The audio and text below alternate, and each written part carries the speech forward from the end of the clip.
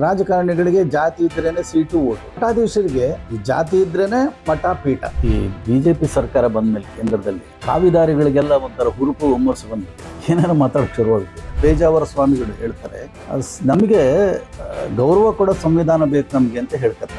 ಇವ್ರು ಮಾತ್ರ ಗೌರವ ಕೊಡ್ತಾರ ಮಠಕ್ಕೆ ಹೋದರಿಗೆ, ಶರ್ಟ್ ಬಿಚ್ಚಿಸಿ ಕರ್ಕೊಂಡು ಹೋಗ್ತಾರೆ, ಮೇಲಂಗಿ ಕಳಿಸಿ ಬರಲಿ ಅಂತ ಹೇಳ್ತಾರೆ. ಆಮೇಲೆ ಊಟದ ವಿಷಯಕ್ಕೆ ಬಂದ್ರೆ ಪಂಕ್ತಿ ಭೇದ ಮಾಡ್ತಾರೆ. ಎಲ್ಲರನ್ನೂ ಅಗೌರವಿಸುವ ಇವರು, ಜಾತಿ ಪ್ರಕಾರ ಗೌರವಿಸುವ ಇವರಿಗೆ ಗೌರವ ಬೇಕಂತ. ಚಂದ್ರಶೇಖರ ನಾಥಸ್ವಾಮಿ ಅಂತ ಅವರು ಹೇಳ್ತಾರೆ, ಮುಸ್ಲಿಮರಿಗೆ ಮತದಾನದ ಹಕ್ಕಿರ್ತಾರೆ. ಈ ದೇಶನ ಬ್ರಿಟಿಷ್ನವ್ರು ಬರೋದಕ್ಕಿಂತ ಮುಂಚೆ ಮುಸ್ಲಿಮರೇ ಆಳ್ತಿದ್ರು. ಬ್ರಿಟಿಷ್ ಬರದೇ ಹೋಗಿದ್ರೆ ನಾವೆಲ್ಲ ನಮಾಜ್ ಮಾಡ್ಬೇಕಾಗಿತ್ತು.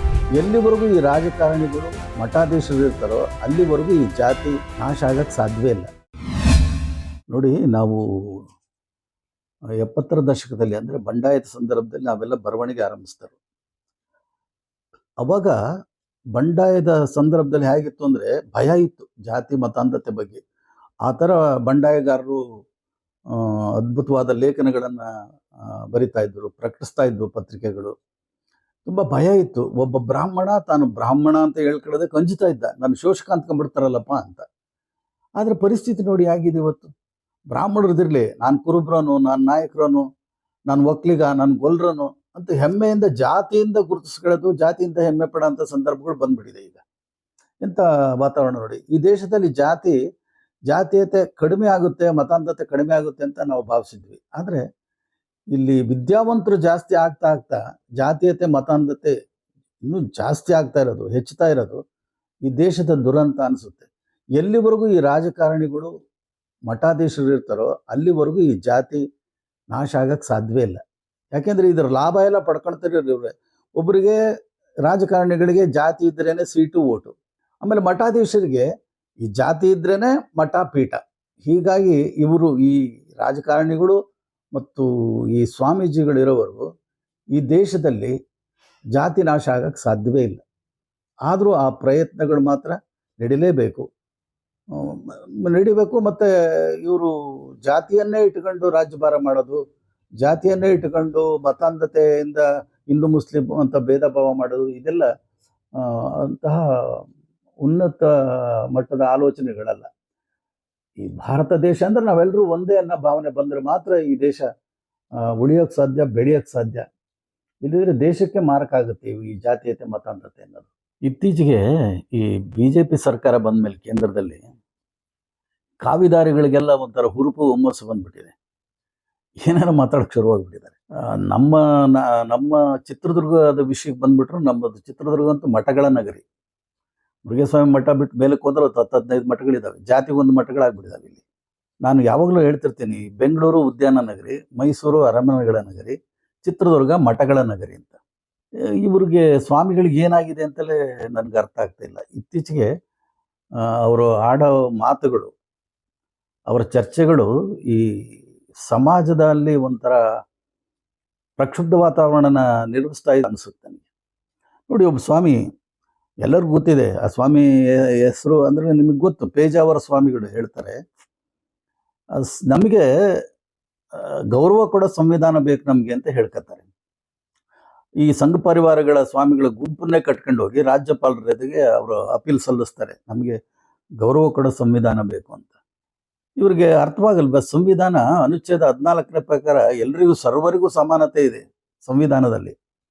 ಇವ್ರಿಗೆ ಎಂಥ ಸಂವಿಧಾನ ಬೇಕೋ ನನಗೆ ಅರ್ಥ ಆಗ್ತಿಲ್ಲ. ಅಥವಾ ಇವ್ರಿಗೆ ಅದರ ಅರಿವೇ, ಸಂವಿಧಾನ ಎಲ್ಲರನ್ನೂ ಗೌರವಿಸುತ್ತೆ ಅನ್ನೋ ಅರಿವೇ ಇವ್ರಿಗಿದ್ದಂತಿಲ್ಲ ಈ ಸ್ವಾಮಿಗಳಿಗೆ. ಇವರು ನಮಗೆ ಸರಿಯಾದ ಗೌರವ ಕೊಡಬೇಕು ಅಂತ ಹೇಳ್ತಾರೆ. ಇವ್ರು ಮಾತ್ರ ಗೌರವ ಕೊಡ್ತಾರ ಮಠಕ್ಕೆ ಹೋದರಿಗೆ, ಶರ್ಟ್ ಬಿಚ್ಚಿಸಿ ಕರ್ಕೊಂಡು ಹೋಗ್ತಾರೆ, ಮೇಲಂಗಿ ಕಳಿಸಿ ಬರಲಿ ಅಂತ ಹೇಳ್ತಾರೆ. ಆಮೇಲೆ ಊಟದ ವಿಷಯಕ್ಕೆ ಬಂದರೆ ಪಂಕ್ತಿ ಭೇದ ಮಾಡ್ತಾರೆ. ಎಲ್ಲರನ್ನೂ ಅಗೌರವಿಸುವ ಇವರು, ಜಾತಿ ಪ್ರಕಾರ ಗೌರವಿಸುವ ಇವರಿಗೆ ಗೌರವ ಬೇಕಂತೆ. ಗೌರವನ ಕೇಳ್ಪಡೆಯೋದಲ್ಲ ಸ್ವಾಮಿ, ನಿಮ್ಮ ವ್ಯಕ್ತಿತ್ವದಿಂದ ನೀವು ಗಳಿಸೋದು ಗೌರವನ, ಕೇಳ್ಪಡೆಯೋದಲ್ಲ. ಇನ್ನೊಬ್ಬ ಸ್ವಾಮಿ ನೋಡ್ರಿ, ಚಂದ್ರಶೇಖರ ನಾಥಸ್ವಾಮಿ ಅಂತಲೋ ಏನೋ, ಅವರು ಹೇಳ್ತಾರೆ ಮುಸ್ಲಿಮರಿಗೆ ಮತದಾನದ ಹಕ್ಕಿರ್ತಾರೆ.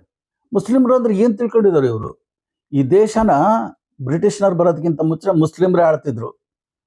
ಬ್ರಿಟಿಷ್ ಬರದೇ ಹೋಗಿದ್ರೆ ನಾವೆಲ್ಲ ನಮಾಜ್ ಮಾಡ್ಬೇಕಾಗಿತ್ತು. ಅಂಥದ್ದು ಬ್ರಿಟಿಷ್ನವ್ರು ಬಂದಿದ್ರಿಂದ ನಮಗೆ ನಿಜವಾಗ್ಲೂ ಸ್ವಾತಂತ್ರ್ಯ ಸಿಕ್ಕಾಗ, ಈ ಸ್ವಾತಂತ್ರ್ಯ ಹೇಗೆ ಸಿಕ್ತು ಅಂದರೆ ನಾವು ಮಾತ್ರ ಹೋರಾಟ ಮಾಡಿದ್ವಾ? ಮುಸ್ಲಿಮರು ನಮ್ಮ ಜೊತೆಗೆ ಹೋರಾಟ ಮಾಡಿದ್ದಾರೆ. ಈ ದೇಶ ಅವರದ್ದು ಸಹ, ಪಾಕಿಸ್ತಾನ ಹಿಂದೂಸ್ತಾನ ಅಂತ ಆಗಿದ್ದೇ ಅದೇ. ಮುಸ್ಲಿಮರದು ಈ ದೇಶ, ಅವರಿಗೆ ಮತದಾನ ಹಕ್ಕಿಲ್ಲ ಅಂದ್ರೆ ಸಂವಿಧಾನ ಎಲ್ರಿಗೂ ಮತದಾನ ಹಕ್ಕು ನೀಡಿದೆ. ಇವ್ರು ನೋಡಿದ್ರೆ ಈಗ ಹೇಳ್ತಾರೆ. ಆಮೇಲೆ ಪಾಪ ಏನು ಗಲಾಟೆಗಳಾದ್ರಿಂದ ಕ್ಷಮಾಪಣೆ ಕೇಳಿದ್ರು. ಈಗ ಅವ್ರ ಮೇಲೆ FIR ಮಾಡಿದ್ದಾರೆ. ಮಾಡಬೇಕು, ಕಾನೂನಿಗಿಂತ ಯಾರು ದೊಡ್ಡರಲ್ಲ. ಆಮೇಲೆ ಇನ್ನೊಬ್ಬ ಸ್ವಾಮಿ ಹೇಳ್ತಾರೆ, ನಾನು ಮೀಸಲಾತಿ ಕೊಡದೇ ಇದ್ರೆ ನಾನು ವಿಧಾನಸೌಧಕ್ಕೆ ಅಥವಾ ಸುವರ್ಣಸೌಧಕ್ಕೆ ಹೋಗಿ ಮುತ್ತಿಗೆ ಹಾಕ್ತೀನಿ, ಬೆಳಗಾವಿಗೆ ಹೋಗಿ ಅಂತ ಹೇಳ್ತಾರೆ.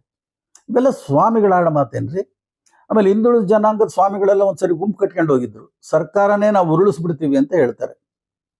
ಇದೆಲ್ಲ ಇವರಾಡ ಮಾತುಗಳೇ. ಇನ್ನೊಬ್ಬ ಸ್ವಾಮೀಜಿ ಹೇಳ್ತಾರೆ, ಮುಸ್ಲಿಮ್ರ ಹತ್ರ ನೀವು ವ್ಯಾಪಾರನೇ ಮಾಡಬೇಡ್ರಿ ಅಂತ. ಏನಾಗಿದೆ ಇವರಿಗೆಲ್ಲ? ಇಂಥದ್ರಿಂದ ಈ ಸಮಾಜದಲ್ಲಿ ಅಶಾಂತಿ ಉಂಟಾಗೋದಿಲ್ಲೇನ್ರಿ? ಇದನ್ನು ಯೋಚನೆ ಮಾಡ್ಬೇಕಲ್ವೇ ಸ್ವಾಮಿಗಳಾಗಿ? ಆಮೇಲೆ ಸ್ವಾಮಿಗಳಿಗೂ ಇವರು ಆಡ್ತಿರೋ ಮಾತಿಗೂ ಏನ್ ಸಂಬಂಧ? ಇಲ್ಲ, ಯೋಗಿ ಆದಿತ್ಯನಾಥ ಇದ್ದಾನಲ್ಲ, ಹಂಗೆ ಬಂದ್ಬಿಡ್ಲಿ ಇವ್ರು, ರಾಜಕೀಯಕ್ಕೆ ಬಂದ್ಬಿಡ್ಲಿ, ರಾಜಕೀಯಕ್ಕೆ ಬಂದು ಮಾತಾಡ್ಲಿ, ಅದು ಬೇರೆ ವಿಷಯ.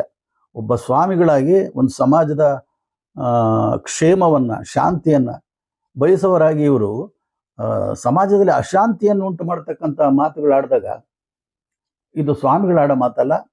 ಮತ್ತೆ ಇವರಿಗೆ ಸಂವಿಧಾನ ಗೌರವಿಸೋ ಸಂವಿಧಾನ ಬೇಕು ಅಂತ ಇದನ್ನೆಲ್ಲ ಇವರು ಮಾತಾಡ್ತಿರೋದನ್ನ ನಾವು ಗಮನಿಸಿದ್ರೆ, ಇವರಿಗೆ ಸಂವಿಧಾನದ ಬಗ್ಗೆ ಗೌರವವಿಲ್ಲ, ಸಂವಿಧಾನದ ಬಗ್ಗೆ ಇವರಿಗೆ ಅಸಮಾಧಾನ ಇದೆ ಅನ್ನೋದು ಎಲ್ರಿಗೂ ಅರಿವಾಗುತ್ತೆ.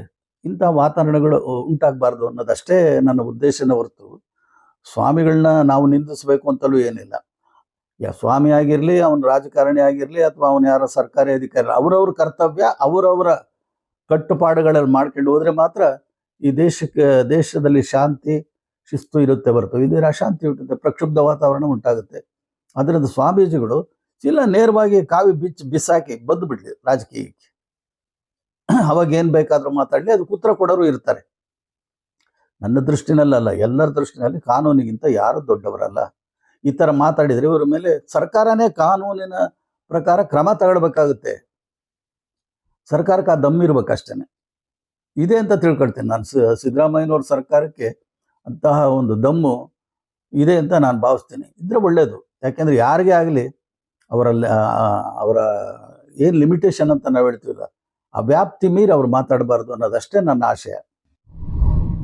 ಮತ್ತಷ್ಟು ವಿಶೇಷ ವಿಡಿಯೋಗಳನ್ನು ನೋಡಲು ಮತ್ತು ಹೊಸ ವಿಡಿಯೋಗಳ ಬಗ್ಗೆ ತಿಳಿಯಲು ಈ ದಿನ .com ಯೂಟ್ಯೂಬ್ ಚಾನೆಲ್ ಸಬ್ಸ್ಕ್ರೈಬ್ ಮಾಡಿ ಮತ್ತು ಬೆಲ್ ಐಕಾನ್ ಕ್ಲಿಕ್ ಮಾಡಿ.